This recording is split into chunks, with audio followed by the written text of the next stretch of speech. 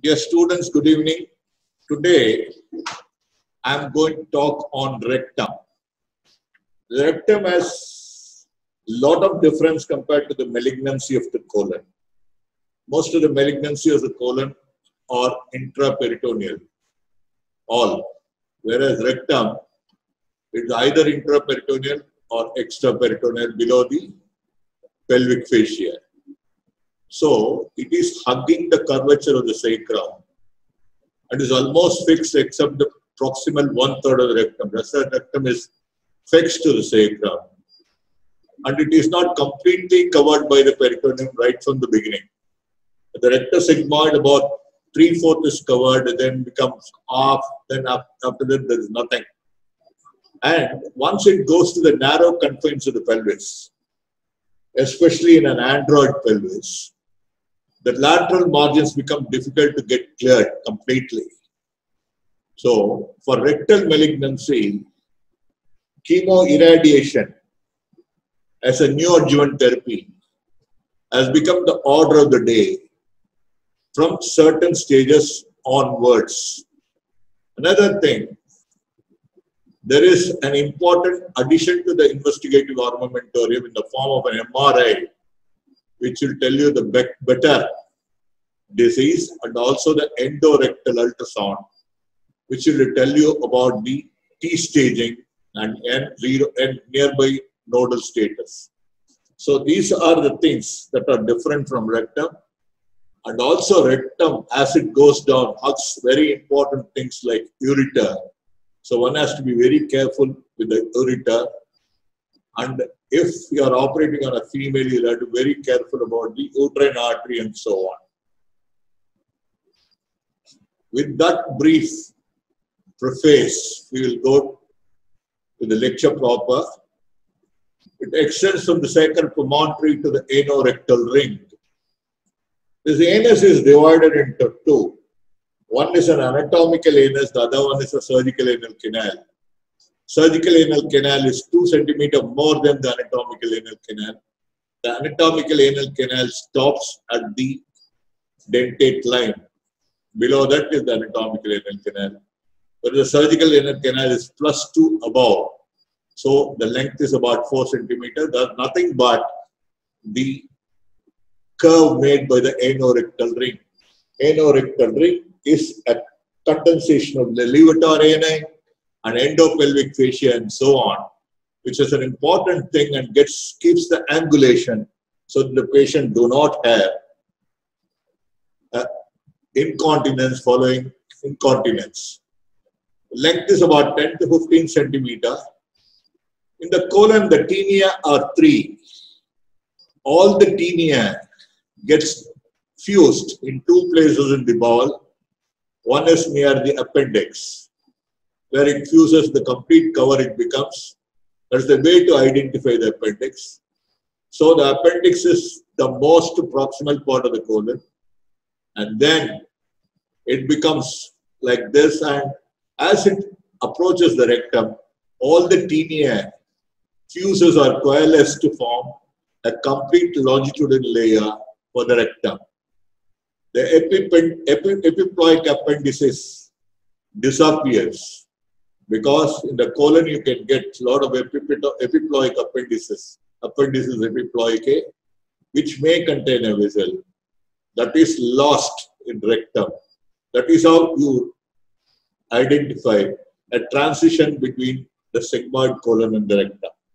So the points are complete fusion of the tinea coli, hugging the sacral hollow, and loss of appendices epiploicae. Peritoneal cover only anterior and lateral in the upper third. Middle third is only anterior. Distal third is devoid because it's below the levator ani. So, below the peritoneal reflection. So, in all put together, it is almost a fixed organ by loose areolar tissue in the retroperitoneum. And one more thing you must understand, as you go down, the inner pelvis gets narrowed. The structures becomes more. In a female, the bladder and uterus are anterior. In a male, the prostate and the seminal vesicles are anterior.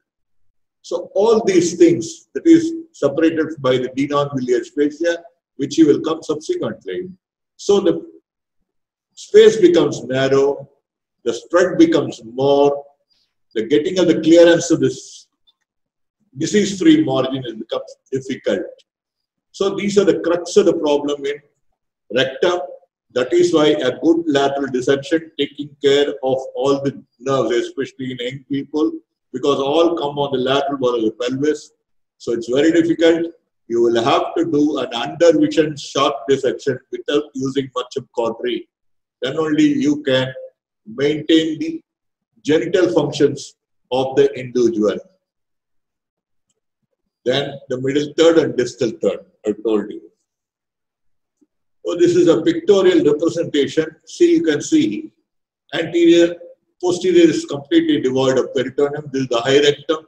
This is the middle rectum. This almost only half is covered. Here nothing is covered.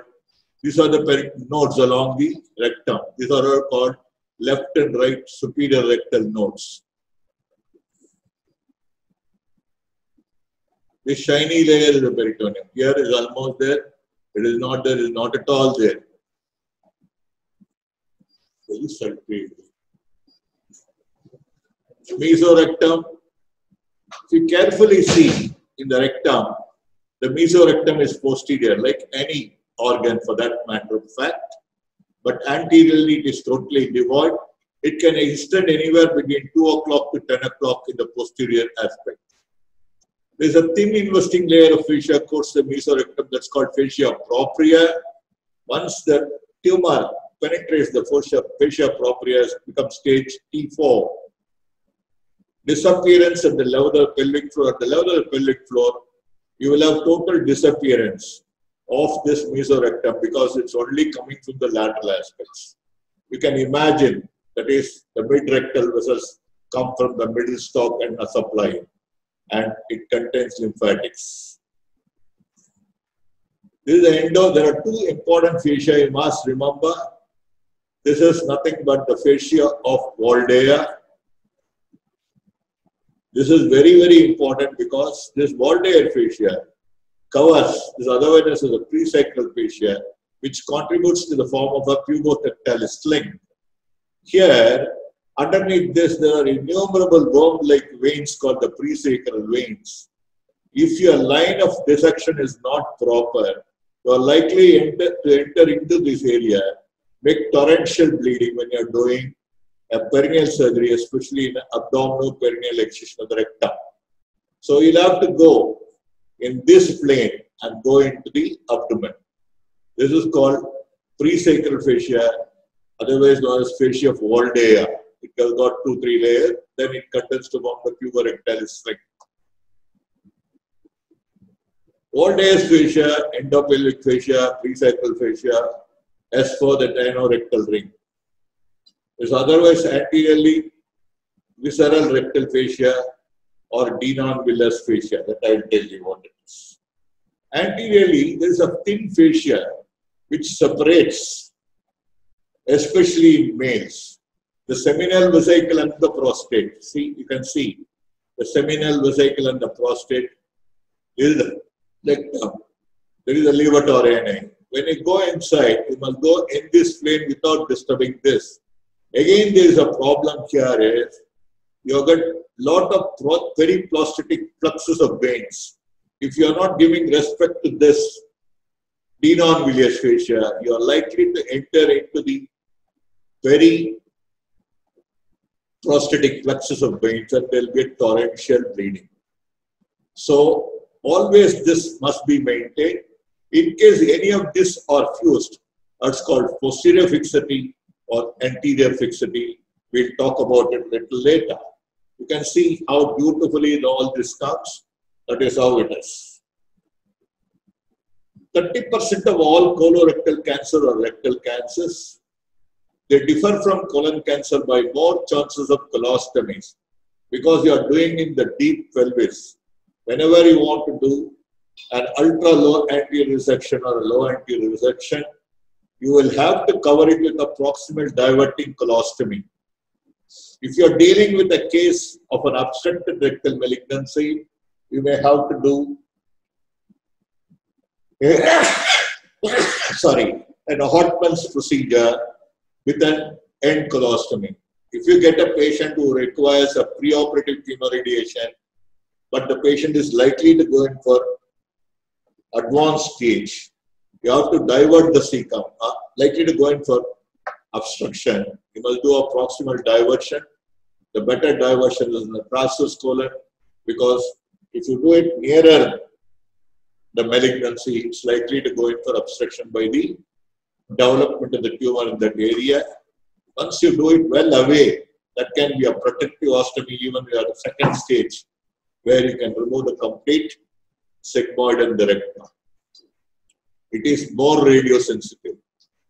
Morbidity is high.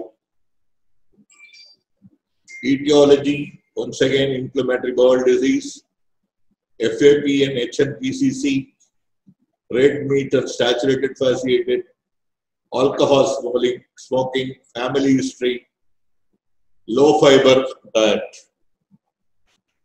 Gross, it can be ulcerative, it can be proliferative, it can be infiltrative, it can be annular or diffuse type. Histologically, they are well differentiated in 10% of cases, moderately differentiated in 65% of the cases, undifferentiated in 25% of the cases.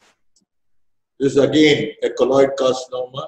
It is due to a secondary, this is about 12%, common in young people. There are two types, primary and secondary. Secondary is usually due to the mucoid degeneration of the adenocarcinoma, which causes intercellular colloid. This is the commonest cause of multiple fistulae. The prognosis is also not that good. Primary is the colloid is formed inside the cell, pushes the nucleus to one side, which gives a signet ring appearance under the microscope, which is one of the dreaded type of malignancy. It has got a poorer prognosis. Clinical features, common bleeding per rectum. Many of the quacks will see it's only a hemorrhoid and do something like that. Two dangerous things that has to be kept in mind while you are doing doing a hemorrhoidectomy. One is could be a secondary hemorrhoid, especially in an old man, due to an obstruction of the venous drainage en route by a proximally occurring malignancy. It can be melanoma. Many other people have excised hemorrhoidism. Melanoma is a hemorrhoid. The other one is a rectal varices. So whenever you are doing it, a hemorrhoid may be looking simple, but you have to put your clinical mind into that and see. And especially in old people, if there is a piles occurring, you will have to do an endoscopy, that is colonoscopy, and rule out a proximal lesion anywhere. A rectal varus do not confine itself to the anatomical region. It is supposed to be confined like a hemorrhoid. It will go as a long serpentine-like thing. A melanoma will have a black in appearance, little shiny. You will have to see these three while you are doing a hemorrhoid. The next one is spurious diarrhea. Whenever he goes, he passes a bloody slime. He doesn't have any diarrhea per se. Tenesmus, very deadly, because all the intestinal contents comes and irritates the mucocutaneous junction at the thing. And also there is a painful contraction of the rectum, which gives tenesmus, an incomplete evacuation. You must understand, if you fill in the ample of rectum, you will not have a satisfaction that you have completed your defecation. If some residue is there, you will always have a feeling, because that is where the stimulants are there, by which the physiology of the defecation takes place and passes out. So these people, if they got a malignancy somewhere in the ample of rectum, they always have a feeling that they have to go to repeated bathroom. So a person who is having a low rectal malignancy, especially involving the ampulla, will come with bleeding PR, tenesmus, bloody slime, and always a repeated going to bathroom. So these are the clinical features to clinch a diagnosis that this fellow is likely to suffering from something occupying the rectum, most common being a malignancy. Associated loss of weight and loss of appetite may be there. If it is slightly above, that was in the rectosigmoid junction, then it may produce constipation or an alternate constipation and diarrhea, like I've told that day. 90% of the rect, they are perrectally palpable. Piles due to proximal venous congestion by the tumor. This is called secondary pile mass. Fistula. That tells you that the patient may be having an associated colloid carcinoma. Anemia, malnutrition, loss of appetite, loss of weight, altered bowel habits. Urinary symptoms, especially when the growth is fixed anteriorly, irritating the prostatic urethra, shortening it, then the patient will have urinary symptoms. Back pain, deadly, that means it is infiltrating posteriorly the sacral plexus of nerves, and this fellow is having a back pain, or he may be having an associated deposit somewhere in the iliac bone or in the lumbosacral vertebra. Ascites, again, a very bad thing, which is due to carcinomatosis of the peritonium. The moment you have got ascites, you can rest assured that it is a frozen pelvis and no more it's useful. Put a scope and see you are correct. Then divert the fecal stream well proximally, either an ileostomy or a transverse colostomy. Send him for palliative or a tender loving care. Physical examination, digital examination.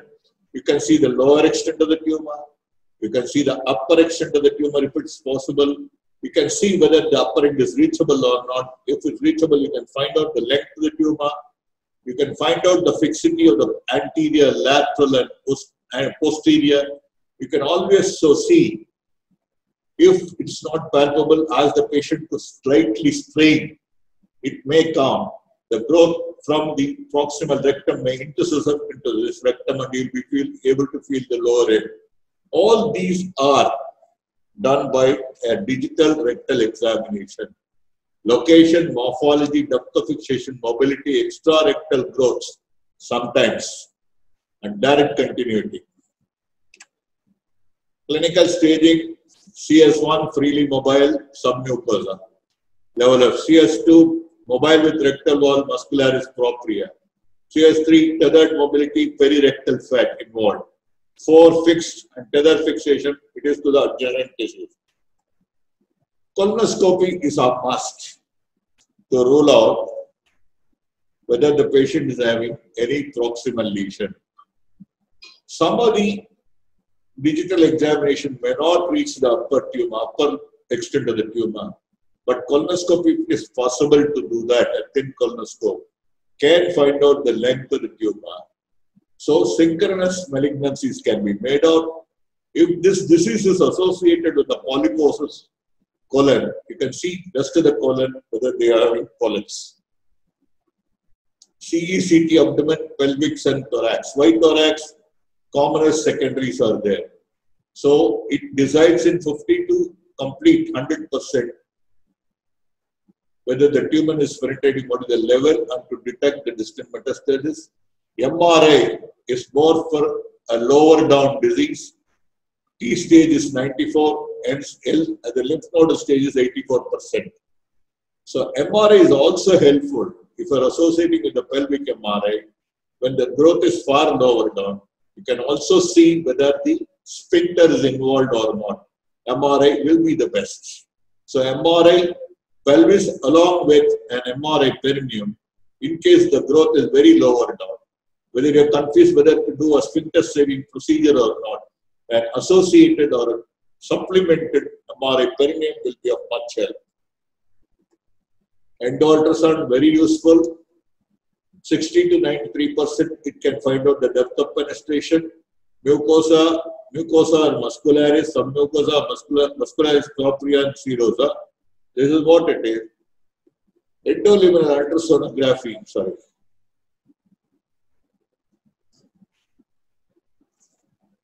Schematic transrectal endoscopy illustrate the 5 layers on the ultrasound. This is what it is.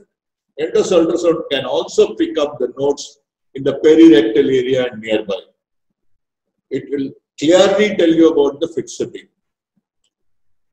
Endoscopic invasion confined to the mucosa and submucosa, penetration of the muscularis propria but not to the mesorectal fat, invasion into the perirectal fat, invasion into the adjacent organ, no enlarged nodes, perirectal nodes involved. All these can be found out. These are the stagings of the ultrasound, endo-ultrasound staging. Staging of the complete physical examination, colonoscopy, rigid proctoscopy.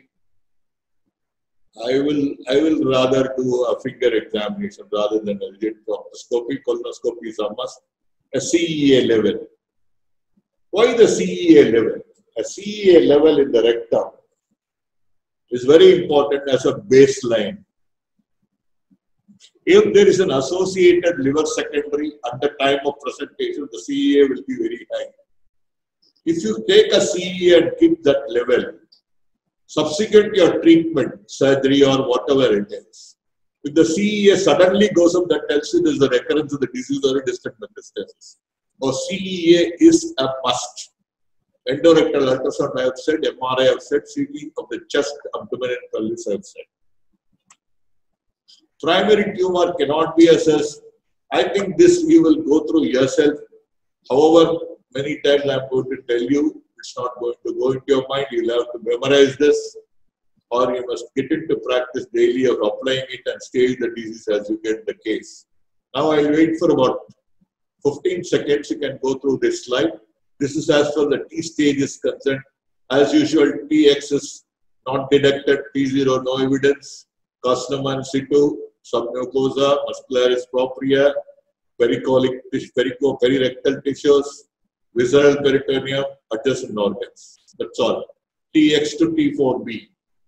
Then nodal status, no regional nodes, 1 to 3, A, 1 regional node, N1A. Metastasis 1 to 3 is N1. N1A is 1, N1B is 2 to 3. N1C is not able to make out any regional metastasis, but deposits in the subserosa, mesentery, and non-peritoneous, pericolic or perirectal tissues. N2-4, N2A is 4 to 6, N2B is 7. Primary tumor, no distant metastasis. No distant metastasis, M1A metastasis is confined to one organ where you can do some surgery. If it contains to multiple organs, it's very difficult. M1B. So this is how the stage goes. Stage 1, 2A, 2B, 2C, 3A, 3B. From 3, we becomes very cautious. The moment you get into the node, the patient has to go for a neoadjuvant therapy. Subsequently, the patient has to be taken. Till then, we wait. Some other case, T4B will be there, there will be a node. Again, you go back. So that is what it is. That you do a preoperative neoadjuvant chemoradiation. Treatment option, surgery, chemotherapy, radiation, and targeted therapy. If it is T1 only, if it is approachable either by a proctoscope or by a finger, then you can do an endomucosal dissection and resection or an endorectal resection. Both can be done. Favorable features, well differentiated, no angiolymphatic invasion, negative resection margin. Leave the patient alone.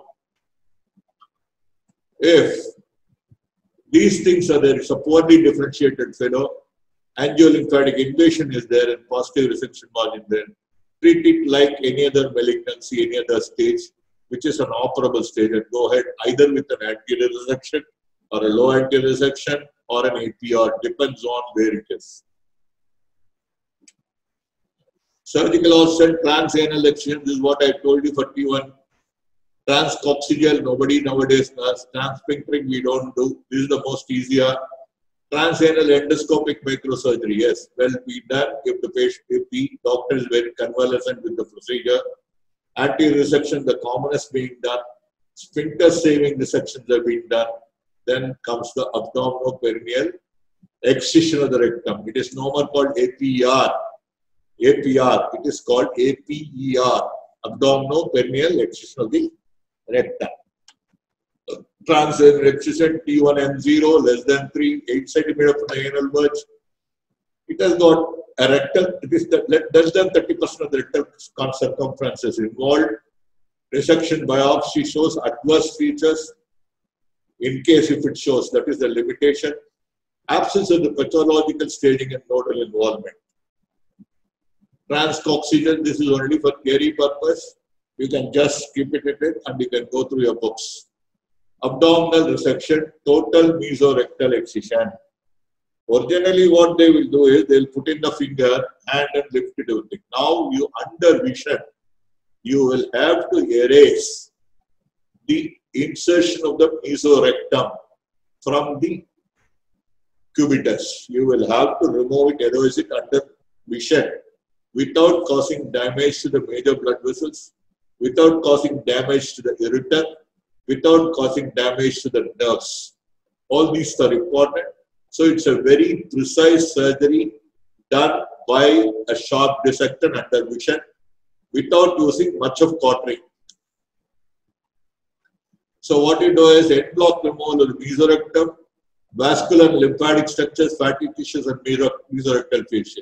So because usually the recurrence is from this leftover mesorectal things only, especially in the proximal rectum, where you leave a little bit of any of these tissue, there will be an occult malignancy in that, which will surface subsequently. That is why we give a palliative chemoradiation subsequent to your surgery. But even then, it is better you do a total mesorectal excision.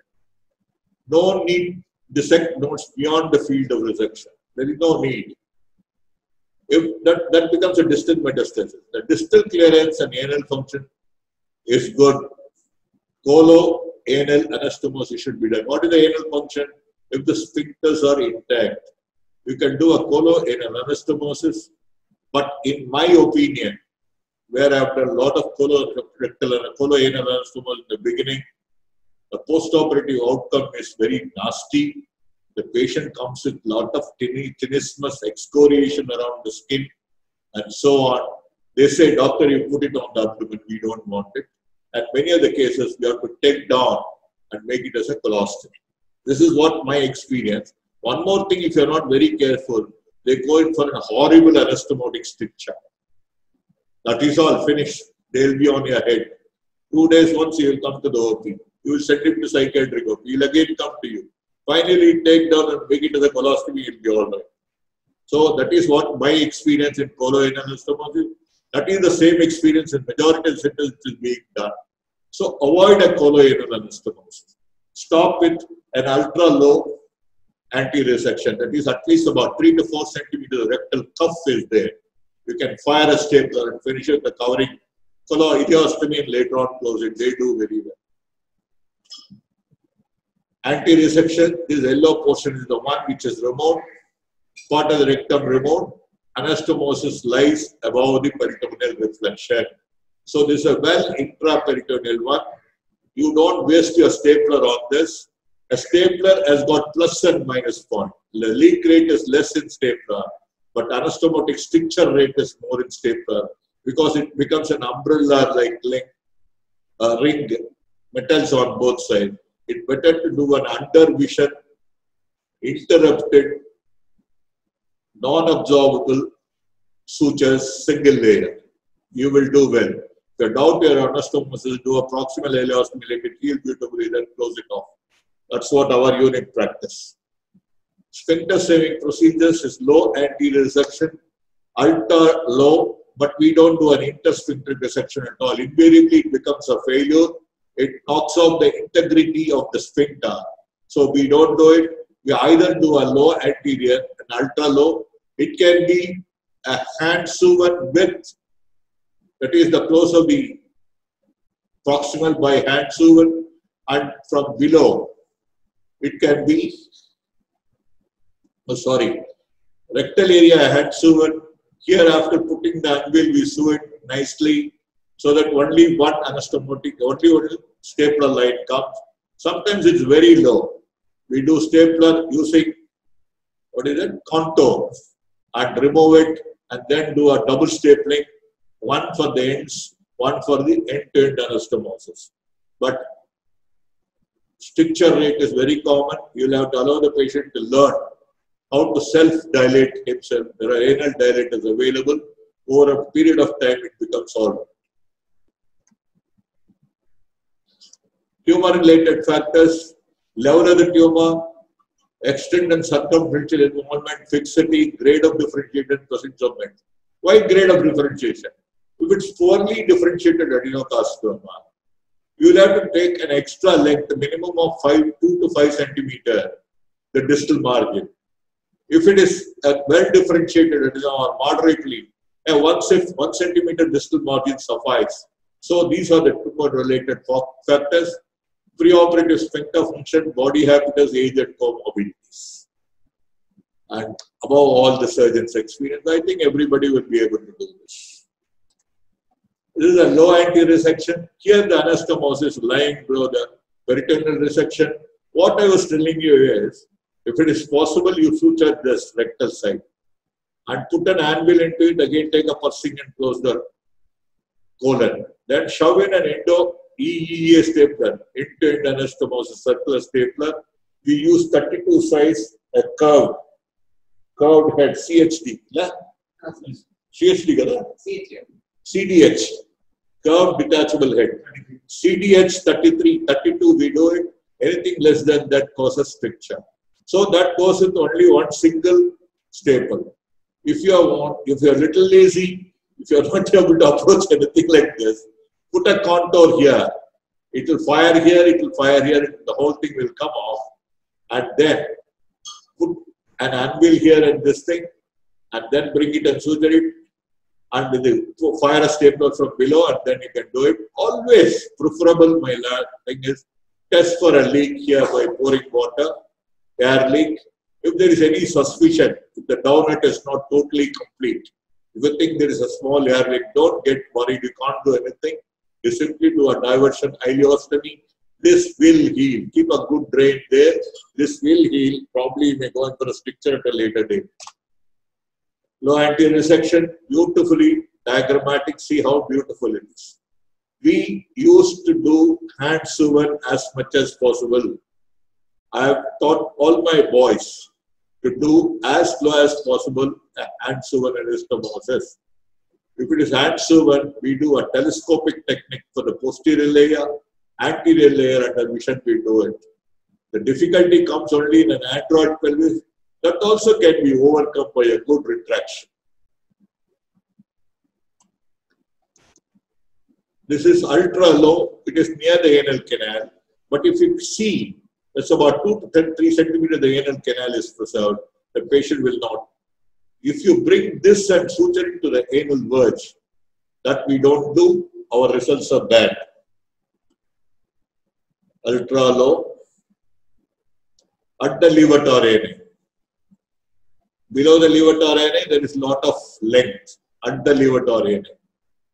Abdominoperineal excisional rectum, whole pelvic mesocolon, zone upward spread in the septal mesentery, wide perineal dissection. Wide perineal dissection. What he says is completely knock off the levator ana muscles all around, sphincter, everything. Don't do any compromise. You will be able to still close the perineum. Remove the lymph nodes along the iliacus artery.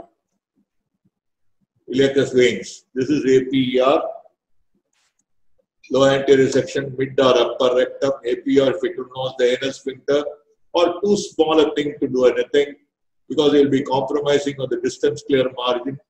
You will have to do an APER. There are a lot of people doing a colonoscopic, laparoscopic colonic resection. The oncological outcomes are same in some of the experience, and is better than the open, and it prevents the postoperative pain and other things. But it has to be done only by an experienced one, not an amateur, because it has got a linear learning curve.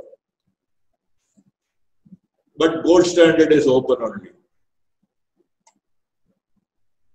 Optimal 1 centimeter, complete total, multimodality treatment practice, well differentiated tumor. Where you are considering 1 centimeter or less. What you do is complete TME is done. Multimodality treatment, you completely follow it with a subsequent chemoirradiation. It is only done for well differentiated tumors. Proximal margin clearance must be as much as 5 centimeter, but you will be taking more because of the vascularity. Neoadjuvant therapy from T3 or T2N1 also, which is not included in this. The moment there is a lymph node, that has to go for, strictly speaking, scientifically, for a neoadjuvant therapy. T3, T4, T3 to T4 is definite. Stage 3 disease, bulky tumors, threatened mesorectal margin. You are afraid to remove much of the mesorectum, or it may cause bleeding. It may injure the nearby structures. It may injure the nerve, or if there is a sphincter involvement. All these patients requires a neoadjuvant therapy in the form of chemoradiation only. In rectum, there is no role for a pure chemotherapeutic schedule, but people have tried it. But because in the narrow confines of the pelvis, if you irradiate that area, you will be having a sterile area to dissect out. You will not be pumping in the malignant cells into the systemic system, and the local resist, that is disease-free interval, is much better if you are giving a neoadjuvant radiotherapy, chemoradiation. Some other people have got a knack of doing only a radiotherapy neoadjuvant. Subsequently, they give a chemotherapy. So there are differences of opinion. First, the basic you should understand is the radiation is given to sterilize the area.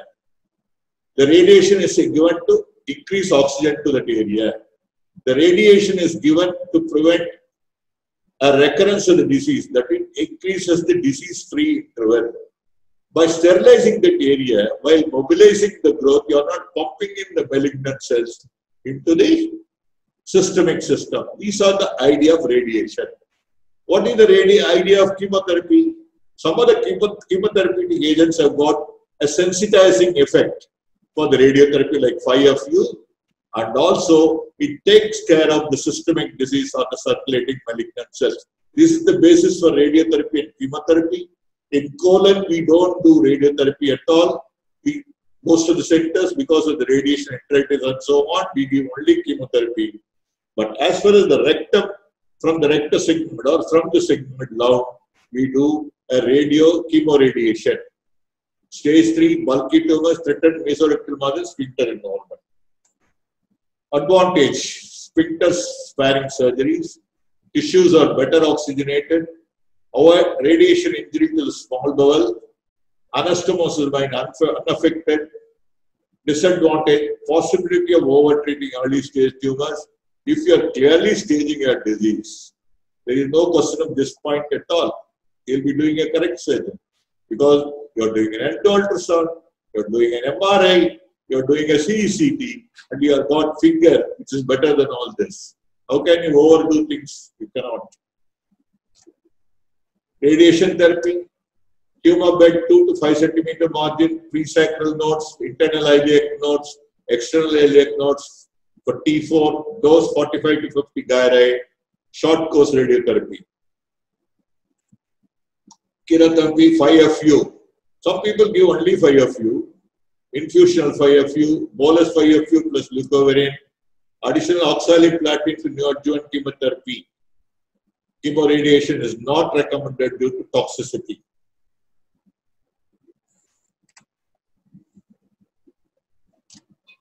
Induction given prior to chemoradiation, advantage, prevention of micrometastasis, facilitates resection, improves tolerance of chemotherapy. Adjuvant mosaic trial for 6 months, 4 months also be justified. Regimes being followed are FOLFOX, CAPAX, and FLOX regimes that you find out from your theory books. I myself do not know much. T1 and T2 lesion, node negative transanal excision. Transabdominal resection, poorly differentiated. If this has to be resected, if it is poorly differentiated, positive margins, invasion to lower third of the submucosa, if the tumor is restaged to T2. These are the cases where from the transanal excision you will go in for a regular abdominal surgery. Transabdominal excision, node negative T2, P, T3 and 0. The moment this becomes this, then you'll have to give a neoadjuvant therapy. Transabdominal resection. Some people give part of the chemoradiation earlier and then subsequently conducted. It's called the sandwich therapy. T3, N4, N0, N1 to N2, locally unresectable, medically inoperable, chemoradiation, then resection followed by chemotherapy. Only to be done by experienced hands. For unresectable disease, more than 54 gyre radiation is given. Intraluminal, intraoperative radiotherapy has been practiced in some other centers for T4 recurrent cancers and margins are positive, but that we don't do. Management of locally advanced recurrent rectal cancer. This depends on factors that influence the tumor recurrences, stage of disease at presentation, obstruction or perforation. The moment of obstruction or perforation, stage 4 disease, adjacent organ involvement, tumor aneuploidy, increased tumor grade, mucin production, evidence of venous and perineural invasion. Locally advanced primary rectal cancer include tumor that include T4, N1 to N2, and metastasis not identified at the time of initial presentation. Multimodality therapy or advanced and local recurrent rectal cancer, external beam radiotherapy 50 to 40, surgery, APR, abdominal perineal, anterior tumors, hysterectomy and cystopericystectomy. It's very easy. Prostatectomy. Posterior tumors, end block, distal sacrectomy. Very difficult to do. Postoperative period is very horrible. You will have to take complete care to prevent a thecal leak and so on. And intraoperative radiotherapy to the amount of 100 centigrade. Palliative for advanced rectal cancer, no invasive, non-invasive radiotherapy, minimally invasive. If there is an obstruction below and you can put a self-expanding metalstate or India laser coring. Invasive is palliative resection stage 4 disease. We don't do any of these things. We do simply a proximal diversion so that he leaves comfortably till he leaves and put the patient on whatever chemoradiation they want. 5-year survival, stage 1 is 85 to 100, stage 2 is 60 to 80, stage 3 is 30 to 50. Testing necessary, the most common site is liver. You have to do a PET scan to find out whether there is any extrahepatic malignancy. Primary, it can be synchronous liver metastasis, 20 to 34% of the patients. Prognosis is poor if more than 3 tumors are there. The disease-free interval fewer than 12 months. Staged or simultaneous resection is advisable. We do a staged resection in case the tumors are involving in the non-approachable area of the liver, that is segment 7, 8 and so on. If it's going to involve a lot of time, we don't do, we leave it alone. We'll allow the other micrometastasis to develop and finally decide after 3 months. If it is in the periphery of the liver overhanging, like segment 5, segment 6, or segment 2 and 3, then we do a simultaneous resection along with the primary tumor. Stage is simultaneous resectable synchronous METs. Resectable synchronous METs is nothing but it is in the free area of the liver, overhanging, requiring not much of resection, requiring not a major hepatectomy. We can use only a metastacectomy. Palliative resection not recommended in unresectable METs. Now you understand here, resectable primary tumor, resectable synchronous. What do you mean by resectable synchronous METs? Easily approachable abdominally. Doesn't require much of mobilization of the liver. Doesn't require major liver sacrifice. It doesn't involve a major hepatectomy because primary itself is a major surgery. If all this is available, we can do a metastacectomy again, not an anatomical resection of the liver. A metastacectomy can be done by giving 1 to 2 centimeters all around the metastasis and take it off. If it is a pediculated or overhanging METs, it is good. At the time of synchronous METs, if there are multiple METs, if you are feeling the rest of the liver, leave it alone, don't do anything. take only one for biopsy to prove that it is a secondary. Palliative resection is not recommended in unresectable meds. This is what I said. Because just overhanging, don't take it off.